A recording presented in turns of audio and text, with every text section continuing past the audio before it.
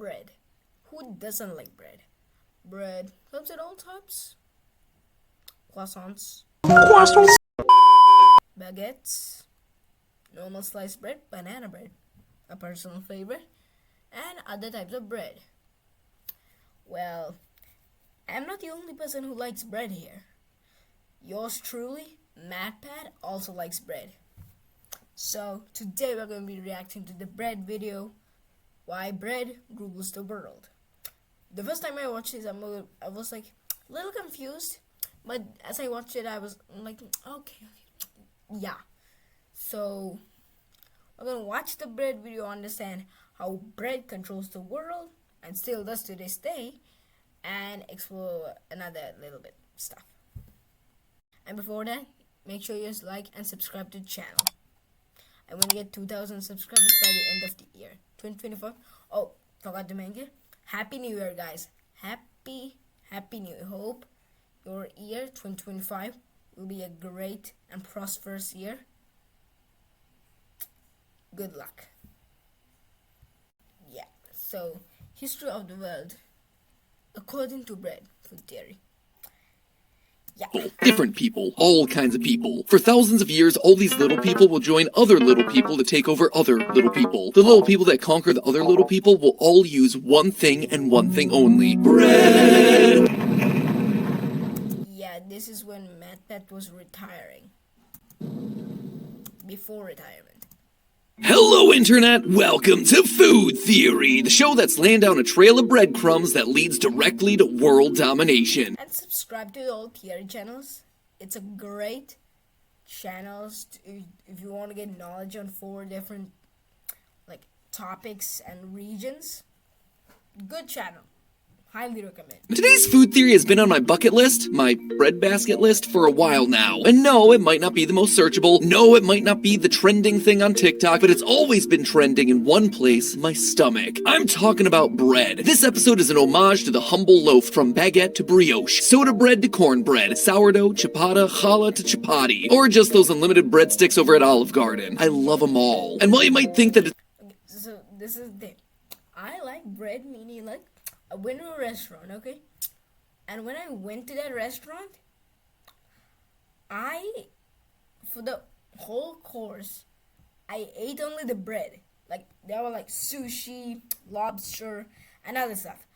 But I ate only the bread. The bread was so delicious. That was a garlic bread, the classic croissant. The classic croissant. And I'm not, more stuff. Just like bread, okay? it's the pillowy texture I like, the science of baking, or some sort of weird dark lore about the Pillsbury Doughboy.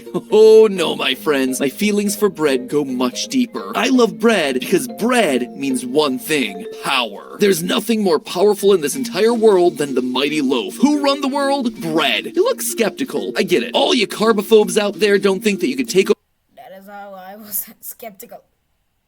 over the world using just bread. If you doubt the power of this puffy hot dog holder, that only means one thing, and I'm gonna have to spend the next 18 minutes or so convincing you in the most unhinged way possible that bread is the most powerful substance on the planet. To show you this, I'm gonna have to tell you the entire history of the world in bread. By the time we're done, you'll not only have a new favorite food, but you'll know how to use it to conquer the world. Grab a slice for the road, everyone, because this one is gonna be a trip. Now, if we're talking about bread conquering the world, we're gonna need to get a little handle on the world itself. So for all of you who weren't finalists in the geography bee in high school, congratulations on doing literally anything else. We're just gonna catch you up here. This is the world, and this right here, that's me, showing you how to conquer the whole thing with carbs. Your next step will be to forget everything that you learned in 12 years of history class or whatever. The only thing that you really need to understand about history is bread. Bread, like all of us, starts from humble beginnings here in Mesopotamia, where it's 30,000 years ago and bread isn't bread yet. It's instead just some random seeds of grain. Here we are, little ancient people, freshly emerging from the primordial ooze, wandering around killing things with sticks and trying to figure out which leaves we can eat. Someone has the weird idea to eat some wheat seeds growing in the wild. They smash them up a little, mix them with some water, and drop them into the fire until they're crispy. Voila! Bread. This is what is ancient bread from what is it? 3000 BC, I think. Yeah, and that person will go down in history as a legend. It's not much to look at. It is a weird, pulpy little cracker, but we love it. Looks like that what you call metallic wool that looks cool when you light on fire. I'm talking about this. Because let me tell you, it is better than eating bugs and leaves. The record of ruins from this time shows that bread is first found in ceremonial and sacred places, meaning that we thought it was pretty cool. A special awesome little cookie of carbs, and we love these ugly little wheat slabs so much that we're like, hey, what if we stopped wandering around and just waited for more of these wheat seeds to grow? And so that's exactly what we did. When you learn history, you think people just stopped being nomadic and then started to develop agriculture, but really, it was the other way around. We were like, hey, bit of bread addiction happening here. This is the best thing since sliced itself, so we're just gonna sit here until more of it grows. And thus civilization was born because people wanted to eat more toast. From there, the popularity of bread, like any great celebrity, goes from fact to legend. For ancient Mesopotamian civilizations, wheat becomes deeply entwined with mythology. The Sumerians developed Nisaba, the goddess of grain and writing. She's a very big deal. Over time, bread hits the road, carried by the people who are still wandering nomads, all the way over to ancient Egypt, where there are some cool new kids in town calling themselves the pharaohs. Turns out the Egyptians have a little annual event that's pretty helpful for growing wheat. They all live next to this enormous river, the Nile, which was full of crocodiles and baby Moseses, and was also very good at doing one thing every year, having a flood. The yearly flooding of the Nile, which is part of the natural water cycle of the region, ends up leaving behind a massive area full of well-watered crops with no hauling of water necessary. No digging fancy irrigation lines that no one's invented yet to grow these crops, at least until bread comes around. Turns out, people are gonna do a lot of things to get themselves more bread, so they invent elaborate irrigation channels, canals, dams that'll be used all over the world for thousands of years, all inspired by... It's cool that how we know Egypt as a desert now, other than the region surrounding the Nile, but this I know is a painting, but look how vastly diverse in flora and fauna. There's like coconut, I think coconut, and all types of different trees. There's a watermill right here. These looks like water channels, lots of stuff. Everyone's love of growing more bread. The Egyptians are also conducting wild scientific experiments to find more ways to eat bread. Kind of like the Alton Browns of the desert, experimenting with grinding up the wheat and actually mixing it with other stuff. Up to this point, most people were just kind of toasting up wheat seeds and packing them together with some water, then scalding the whole thing in a fire to make a flat, crackery little slab. But the Egyptians, they get wild with it. They make a paste out of ground up wheat and water, which they then leave out. That looks like peanut butter. The sun inventing the entire process of yeast fermentation. Now, other civilizations have done fermentation before. I mean, we've invented beer at this point. We're not monsters. But this is like a whole new frontier for bread. Like the latest TikTok craze, everyone wanted to get their hands on this bread that actually rises for exactly the same reasons that we follow trends today. The clout. The upper classes can now lord it over the little peons still eating flatbread made out of yucky barley instead of cool, puffy wheat. Bread is such an essential part of life that it becomes completely linked with the Egyptian gods, and all religious practices involve offerings of bread. The god Osiris, who is not only the Egyptian god of death and rebirth, but also agriculture, has illustrations showing wheat literally growing out of his body to symbolize resurrection. During festivals in ancient Egypt, priests bake something known as the divine bread, which is bread in the shape of Osiris, who himself was also bread. We're just gonna go with it. Isis, the sister of Osiris, is the goddess of wheat and barley, and by proxy beer, and is also known as the divine baker. She's supposedly responsible for teaching mankind how to make bread, really shafting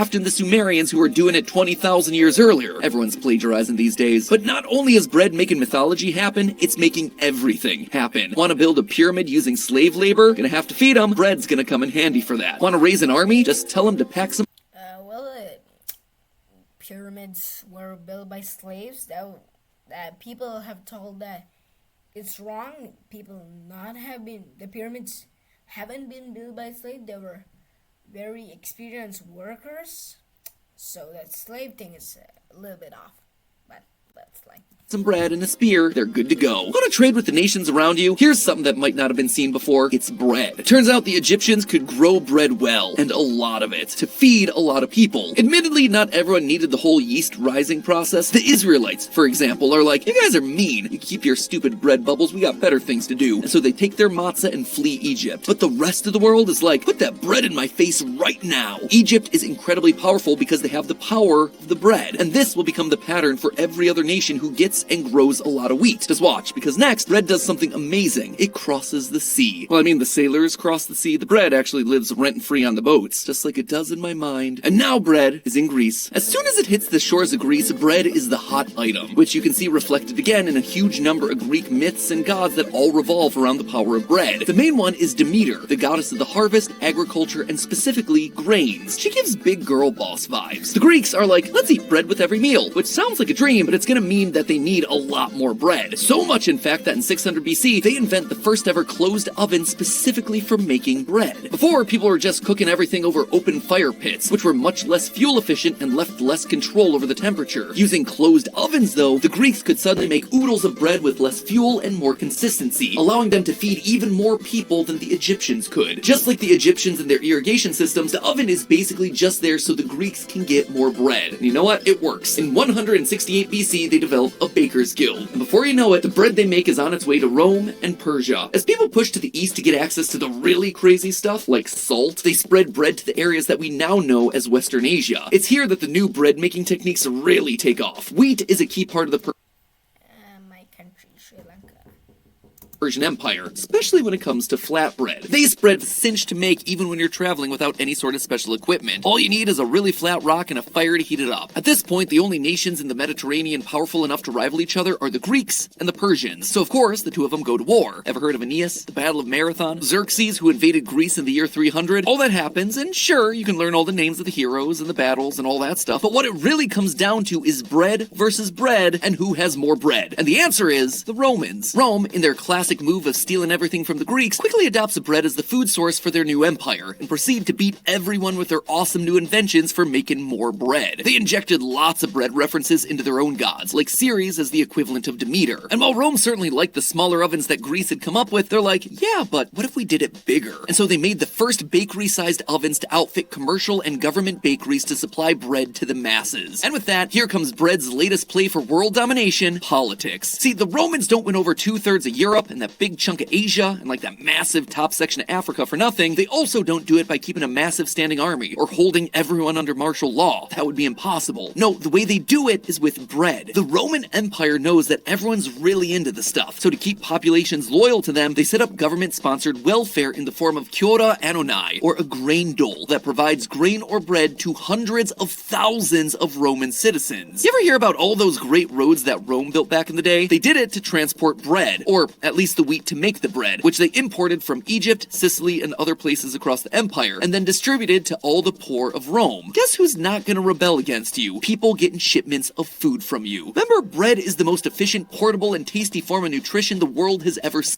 And bread, even if it doesn't fill you up, fill your stomach up, it feels like you get full by bread.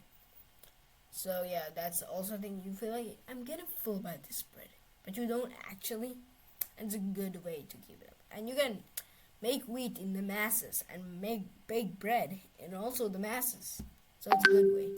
Scene. All the cool kids have it, which means that everyone else wants to be a part of the in crowd and get in on those hot bread trade routes. The populations who receive bread from the empire grow from about 40,000 to about 200,000. And guess what? They stay loyal. Rome's play to win over the world with bread is best known by the phrase panem et circenses, bread and circuses. A phrase still used to this very day because there are two things in the world that you need to keep the lowly masses placated. You give them bread and you keep them entertained. Why? Because bread wins, and when the bread runs out, so does your empire.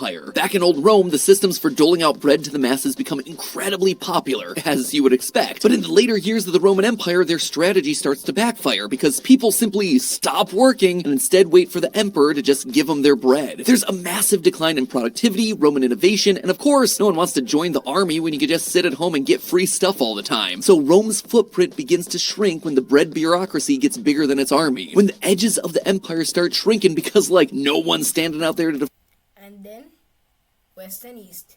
defend it, the bread imports stop flowing, the bread doles stop doling, and the Roman Empire comes to a standstill to make way for newer, breadier competitors. From here through about the 1400s, things split a little between East and West, depending on which flavor of Christianity you pick. There were only two flavors, which put you either landing in the Byzantine Empire or the Holy Roman Empire, both of which are ruled by powerful people, and by people, I mean powerful bread. For the Byzantine Empire, which is headquartered in Istanbul, way back when it was Constantinople, not Istanbul, thanks we might be giants, bread is the most important thing they have. Yeah, sure, they have olives and spices and whatever else from the Greeks, but to feed 1 million people.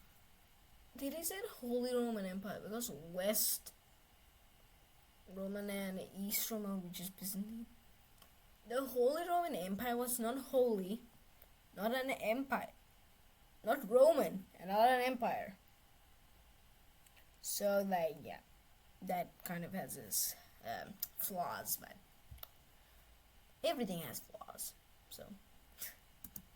People now living in Constantinople, they needed one thing more than anything else. They need bread. The Guild of Bakers in Constantinople are considered to be a protected group at this time, and no one can interfere with the making of bread in any way because everyone knows that once the bread stops getting made, the city shuts down. The wealthy eat the great fluffy bread, the peasants continue to eat hard yucky bread, and the monks are usually on a fast, so that kind of takes care of itself. Meanwhile, over at the Holy Roman Empire, bread has already been spread to places like Gaul, where people have adopted it immediately because before they were eating porridge. Christianity is the name of the game here, but like the Romans, Greeks, and Egyptians before them, bread still figures heavily into religion, which figures heavily into governing everyone. Give us this day our daily bread. Jesus is the bread of life. Jesus multiplying loaves of bread and Jesus breaking bread with his disciples are all stories and ideas that figure heavily at this time. Faithfulness to God is tied to the idea of getting enough bread, especially since everyone from all corners of Europe are eating about 2 pounds of bread every day, including using it as plates, which they call trenches. Bread is so central to both the Holy Romans and the Byzantines that governments start stepping in to control it using. Authorities need to make sure that even the poor could afford bread. In some places, the government will make sure that the prices of grain did not rise too much. Methods like price fixing. They set the price of bread low enough to be affordable, which was another bread invention that continues to this very day. But as soon as you lose the bread, you start losing the power. After a couple centuries of bad plagues throughout Byzantium, the vulnerable empires left open, and some neighbors start conquering the lands that. Yeah, the Byzantine Empire almost had the original Roman Empire borders. So they were close, but the bread ran out. And when the bread runs out, the power runs out. So, yeah. That produce the grain. And you know the story by this point, it's the beginning of the end. Slowly, the Byzantines become disorganized and fall to the Turks, who, surprise, surprise, control the grain-making areas of Eastern Europe and the Middle East. So, AKA the Ottomans. you get it, right? We've been through, what, 5 empires now? I think you're starting to get the picture that bread is responsible for the history of the world. But you know what? I can hear your skeptical comments. Yeah, Matt Pat, but that was then. The world has gone gluten-free at this point. We don't fight with polearms anymore. Modern people stopped caring about bread long ago, right? Wrong. Throughout the centuries of Gaul, which became what we now know as France, the biggest uprisings and rebellions all centered around a shortage of bread. The Grand Rebellion in Lyon in 1529, poor grain harvests lead to the working peasants having no bread, so thousands of them break into the city's granaries to take back the grain from the government. 1590, there's a siege in Paris, where normally Parisians are eating 1.5 to 2.5 pounds of bread a day. They become so desperate for bread during the months-long siege, they grind human bones to make bread flour, which ultimately leads to the king surrendering and France changing religions. Fast forward to the 1760s, where totally unregulated. Oh my god. Bones. Can you eat bones? That's a cool food theory video. How long can you survive by eating bones? Looks cool. Sounds cool. It's cool. Regulated grain production leads to And France falls easily. Like, recently France lost stability in the government because like one man got voted out. Like, France is very vulnerable in like these sorts of stuff. extremely high prices on bread, and people start to starve. In 1775, people start rioting for bread. This isn't called the French Revolution at the time, it's called the Flour War, because people are seriously hangry without their baguettes. 1789, you think the storming of the Bastille was all about getting weapons? It was about getting bread. Sure, the mobs had their torches and their pitchforks, but you know what they were looking for? The royal store of grain. They were literally starving. Marie Antoinette is painted as a villain when she hears about the flour shortages and famously says, "Qu'il mange de la brioche," which doesn't mean let them eat cake. It actually means let them eat brioche, which is a luxury form of enriched bread, because bread is still considered to be the be-all, end-all of eating. She probably didn't even actually say this, but the power of a statement about bread is the single most famous and inflammatory quote to come out of the entirety of the French Revolution. But maybe it's just France, right? They're a bit nutty for their bread. No, not by a long shot. Time to check in on another famous empire, the British. Sorry, Tom, she's included here as well. The British Empire, famous for taxing early American colonists on tea, are actually plagued with another big problem in the years leading up to the American Revolution: bread shortages. Well, not as famous as the Boston Tea Party, in 1775, thousands of poor American colonists protest from Philadelphia to Salem about the shortages of grain and the incredibly high bread prices, most of which are controlled by the British government. In an article by Barbara Clark Smith, she writes, quote, "Thousands were reported clamoring for bread, and crowds escorted a merchant, a butcher, and a speculator accused of raising prices to the city jail. As had happened in Boston 2 years earlier, crowds assumed the power to identify and punish enemies to the patriot cause. Once again, the enemy of the bread is the enemy of the people. And wouldn't you know it, one little revolution later and things really start taking off for that new country of America. And why is that? Because wheat is produced in almost every state in the entire country. Heck, we have a specific region called the Wheat Belt. We're always singing about our amber waves of grain. I think it's an accident that the US became a global superpower over the last few hundred years. It shouldn't be when you look at how much bread we have. Today we export almost 50 million tons of wheat every year. Let's just say that policies around producing wheat can get pretty heated, so I'm not going to be going into all that. Yeah, America is like a big producer of wheat, but number one is Ukraine. Yeah, they make wheat. They don't make that much bread. Not famous for that much bread. France and America are huge bread nerds, bread freaks.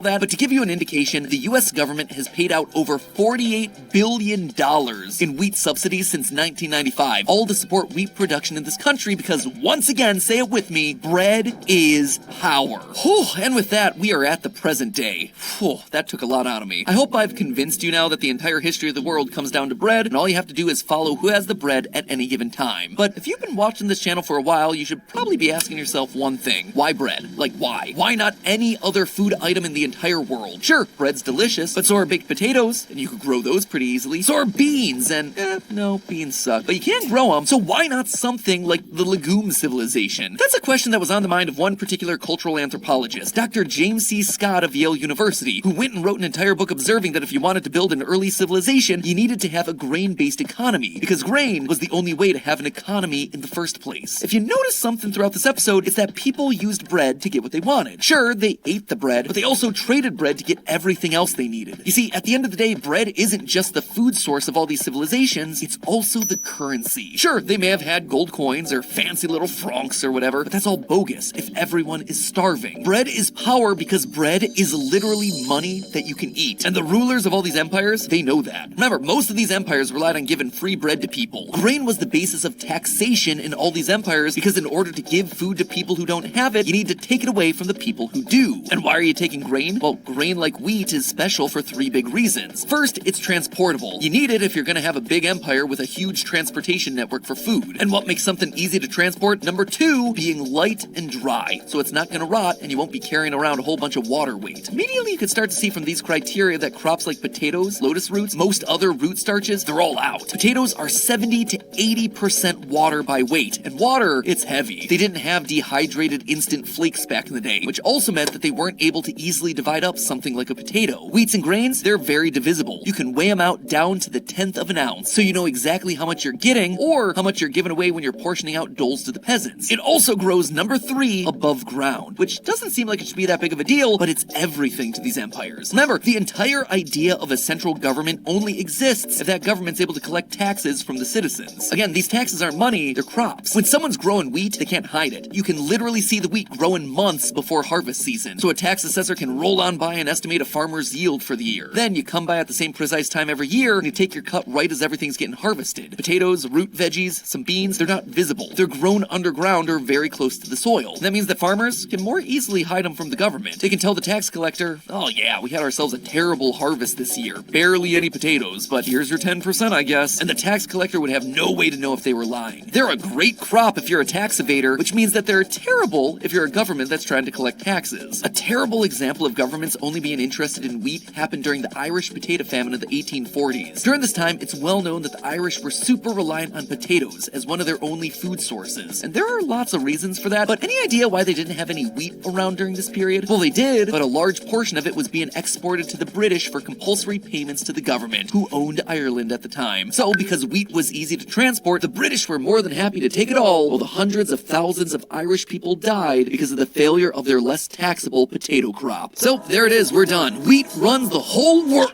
What? I didn't talk about the whole world? I forgot about all those other continents like South America, the entire eastern part of Asia, most of the continent of Africa, all of Australia. Yeah, you're right, I didn't. I didn't actually forget about them, but I did focus on the areas of history that this audience is probably most familiar with. But that's not nearly the end of the story, so here's how the mighty bread plays out in the rest of the world. The secret, friends, is this. Having wheat in your country isn't about being smarter than other countries around you. It's not about having better weapons or more technology or whatever. It's all luck. The reason Central and Southern Africa didn't figure heavily into the bread wars over the last few thousand years is that these areas weren't well suited for growing grains. Wheat, as it turns out, is a little bit picky about where it grows, and it needs temperate climates and loamy soil. That's great if you're in the Fertile Crescent, but crummy if you're in the Ivory Coast. If you look at the world map of where grains grow on this planet, you'll notice a few conspicuous absences, notably in a huge part of South and Central America, as well as a huge portion of the African continent, northeastern Asia, and in Central Australia. Primarily because most of these places Himalaya region, like Shanghai and coast of the, where they grow in the northern isle of Japan and Australia, few parts in Africa, mainly along the Nile River, and mostly Denmark, the whole of Denmark. Wait, isn't this wait? I know wheat is like very picky, but you were chosen some weird places to grow, man. Okay, in the Alps, like whole absence in the Alps and the mountain region. Crazy. Places, they're too hot. So you can see that these areas won't be able to come into power using bread alone like us cheaters in Europe, North America, and Central Asia. Their stories play out much like our own, only using a different cereal crop, corn. Corn, or maize, if you're not speaking American English, was a staple crop of Mesoamerican civilizations over yonder in Central and South America. As we've said repeatedly throughout this episode, the history of civilization is really the history of grains. Again, offering those three advantages that you associate with the grain. It's easily transportable, it's easily measurable, and it's clearly visible to keep farmers from evading their taxes. And much like the Greeks and Romans infused wheat into their mythology, Mesoamerican mythology swaps all of that out with corn. The Aztecs had Thinaal, the maize god, who we see surrounded by corn, while the Mayans take the idea of grain, and specifically maize, and turn it into the building block of human civilization. Literally, where the Mayan creation myth begins with humanity literally being sculpted from dry corn. And, just like other civilizations, they had other options to choose from like potatoes, but freeze-drying these to make them transportable took an incredibly long time. Whereas corn, it could be dried right on the stalk. After the decline of the Mayans and Aztecs, largely because of changes to the climate that kept them from producing enough corn, you see the Incas further south in Peru spreading their influence, knowledge, and culture through, say it with me now, bread. Only this time it was bread made from corn. The Incas were master agricultural engineers, and rather than just outright conquering neighboring people groups, they just showed up and said, hey, how about we help you grow better corn? And everyone's like, yeah, I'll take that. And the Incan Empire thrives until the Europeans show up and ruin everything like they tend to, bringing it all back together into one unified timeline. On the other end of the world, stay with me here, this is gonna get tricky, the same thing happens again. Zooming in on the other side of the ocean and looking at that grain map again, you get a big old pocket in this middle area of China that's a good place to grow grain, which is why grain appears right there on the national emblem of China. Except this time we're not talking about wheat or corn, we're talking rice. Well, the ancient Egyptians were becoming an early major civilization through the power of wheat. Asia had a growing empire of its own in what we now know as modern-day China. And just like civilizations took off in ancient Mesopotamia and ancient Egypt because the conditions were just right for growing grains, we can see a similar pattern throughout Asian history. If you wanted to support a government that could collect taxes and efficiently distribute food as a resource, you needed to have conditions that were right for grains. Enter the balmy, humid Yangtze River Valley, perfect for rice cultivation and the cradle of Chinese civilization, in much the same way that the Fertile Crescent was for Mesopotamia. You may have heard about the Three Kingdoms period in ancient Chinese history, where three rival states existed, the Shu, the Wu, and the Wei. It probably comes as no surprise that for each of these three kingdoms, you can can trace the source of their power to some ideal condition that allowed them to cultivate rice. Shu had the Sichuan Basin, Wei had the Yellow River Valley, and Wu had the lower Yangtze River. In the same way that grain was a source of government power in the Western world, rice and the conditions for growing it represented power in the Eastern world. And while sure, rice isn't always made into bread, it is made into buns and noodles and all kinds of bread-adjacent products. It also functions in the same way as bread, and most importantly of all, The thing, you can't get tired of bread. Like eating bread, you can't get tired. But rice, oh man. Rice is like bread. If you don't add sugar, it's like water. But if you add salt or any other thing, it's like adding juice to water. Basically. Like rice. Everybody has eaten rice. It's like not a big question. But when you eat rice every day, you get tired of it. And then you just start, it's like the norm after some time. all drives the same power dynamic that fuels everything in history. So there you have it, friends. The history of the world is all just bread. In the future, is it possible that the history of the world will still rely on something as simple as bread, even in the face of all the weapons and technology and AI and Amazon? Yeah, I think it will. Follow the bread, and you'll always see who's in the power seat. Now, if you'll excuse me, after making it through the last few tens of thousands of years of history, I want a little slice of toast. And as always, my friends, remember, it's just a theory. A food theory. Bon appetit. And hey, if you're interested in more food history, And we've made it to the end. Oh my god. That was a long video. Felt long. Is long. Oh my god. Okay. Well, the last fact was like, will people rely on bread? Mostly will, because like, I'm going to show you a quote right here, or here, from Albert Einstein saying that, I don't know what weapons that World War 3 will be fought with, but World War 4 will be fought with sticks and stones. What sticks and stones? Like, sticks and stones, man. Like, well, after you like kill all of humanity, after like nuclear bombs, you might need something. Grains and bread will come in handy. Kuchu kuchu. And I'll see you again next year. Peace. Next year, next video.